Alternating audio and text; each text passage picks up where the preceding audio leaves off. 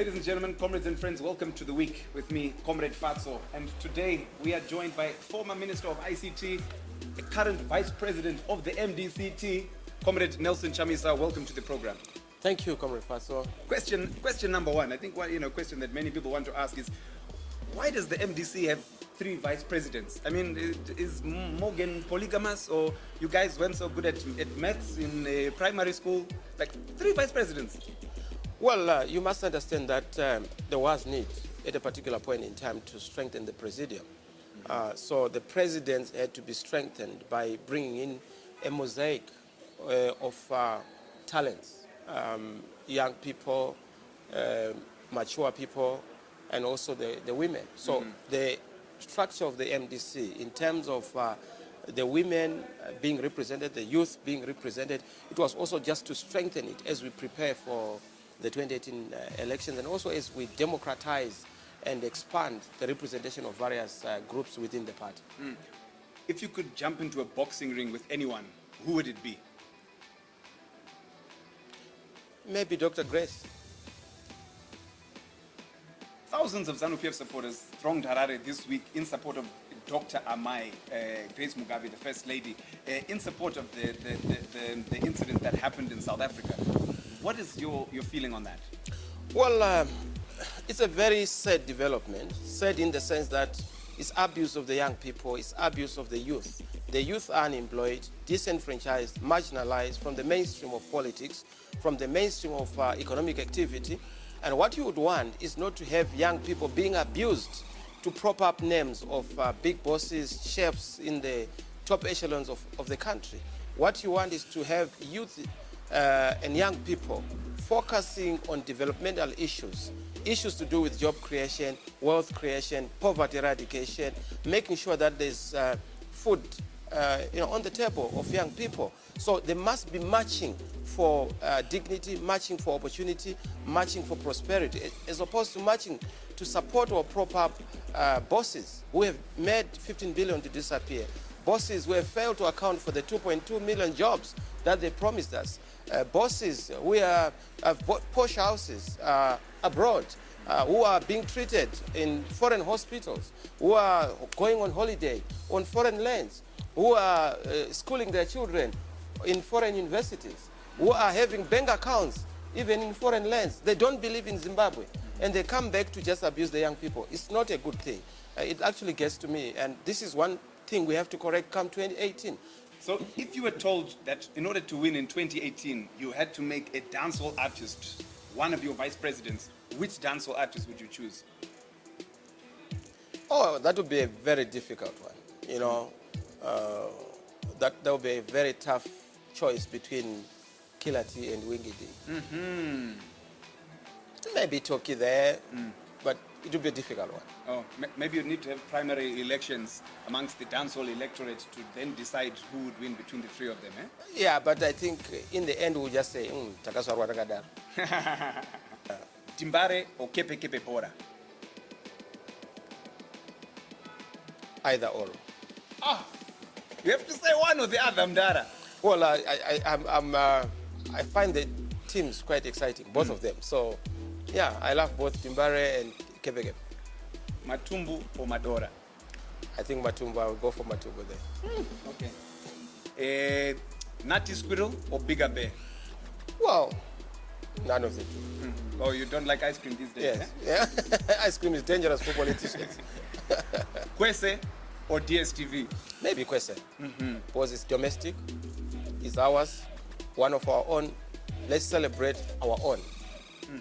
Now, you've formed this MDC alliance, but what's the point of this alliance if there's not the former freedom fighters, the Joyce Mujurus, the Dabengwas, the Makonis?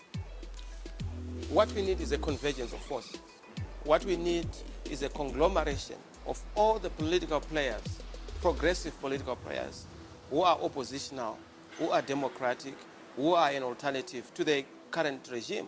And obviously, we are going to draw from our colleagues from PDP, our colleagues from other political parties, MDC, led by Wolfsman Ngube, and even the one led by Joyce Mujuru. But you must understand that coming together is a process. It's not an event. there are questions of trust, questions of confidence, questions of understanding the genuineness and legitimacy of our articulation of an alternative viewpoint. So we are working on it, and we are happy that we've begun the process. There are two critical things that are key for the 2018 election: unity of forces and the political and electoral environment. So, Comrade, yeah, we're also just wanting to give you some social media guides about,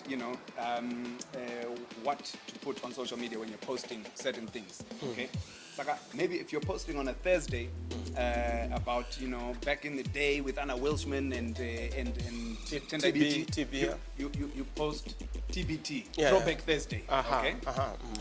If you're posting on a Wednesday about going to meet with Mujuru and you've got a photo Or Fadzai Mahere. or Fadzai Mahere, Yeah, then you yeah, put WCW, Yeah. Women Crush Wednesday. Uh-huh, All right? uh-huh. Then maybe if you're posting about 2018 elections, you're putting a photo and you're saying, what are the results going to be? Who's going to win? Morgan Sankara is going to win. Or maybe you're not sure what the results are, and Yeah. this Nick has already done them already. Yeah. You can just put IDK. I don't know. So yeah, that can help you on social That's media. cool. That's cool. No, thanks, Comrade Fatso. Now, how is MDC different from ZANU-PF in terms of you've got a president who's been in power for nearly 2 decades. There's recent reports that you don't want to have primary elections within the MDC ahead of the 2018 elections. So what makes you different from ZANU-PF? Where's the democracy in MDC? We are very different from ZANU-PF. The first difference is that we are MDC and they are ZANU-PF. That's the first difference. And that's a fundamental one, because then it informs our character, our culture as a party, our democratic tenets and tendencies. I just want to also correct what you have said, to say that we have a leader who has been in power for 2 decades. President Tsvangirai has not been in power for 2 decades. In fact, he has actually been in power maybe in the inclusive government when he was sharing the executive authority as prime minister with Mr. Mugabe. But in terms of political power, it resides within the state. We have not been able to be the government. We have been in government, but not the government. And what we would want is for President Tsvangirai to be given the chance to be in government and deliver on the promise that we have given to the people of Zimbabwe. That entails making sure that we use a credible candidate who is able to win elections. As far as we are concerned, President Tsvangirai is the only candidate who has successfully defeated Mr. Mugabe, who can also, again, for the second time, defeat Mr. Mugabe in 2018. And that's why he's our candidate, and that's why we've put him for the coalition and the alliance, to say when we come together, we feel that he stands a better chance to then put forward the agenda for the opposition. But in terms of the primary elections, which you have said, it's not correct that we are not going to have primary elections.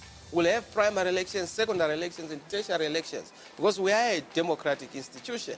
But what we have said is that we are going to have a consensus-based approach first, to say as candidates, let us discuss amongst ourselves in terms of integrity, in terms of being supported by the people, in terms of our history, in terms of our credibility, in terms of even our dignity as individual candidates. Once we are able to come up with one candidate, the better.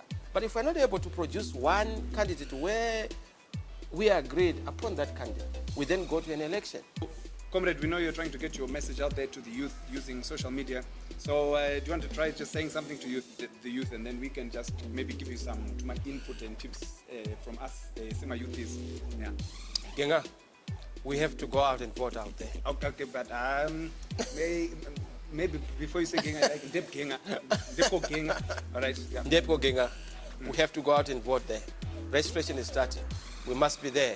It's cool to vote. It's cool to be out there. But then you need to throw in something, this whole voter registration process, chekenyenye, chekenyenye. Chinopisa, voter registration process, iyo kayo, ilipaduze newe.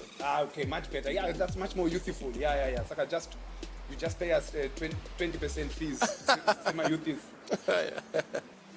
I think a question that's on everyone's minds is, are you going to be the next president of the MDC? Well, I'm already the vice president. So I'm already in the presidium of the MDC. So that question to say, am I going to be the next? You can't be the next of what you are already. Let that question be off the people's minds, because they are asking a question that has already been answered. Well, watch this space when the next Congress comes around, Comrade Nelson Chamisa, would like to thank you for joining us here on the week. It's been fantastic hearing what you have to say.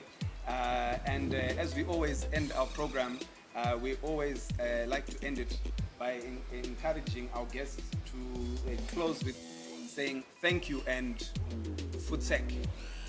So I don't know if that goes well with your political views and religious views, but we can see if we can close like that. We can say thank you and...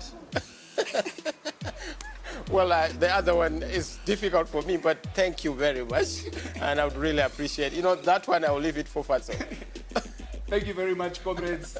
We say thank you to Comrade Nelson Chamisa, and on behalf of him and his entire constituents of Kuadzana, I will say futsek.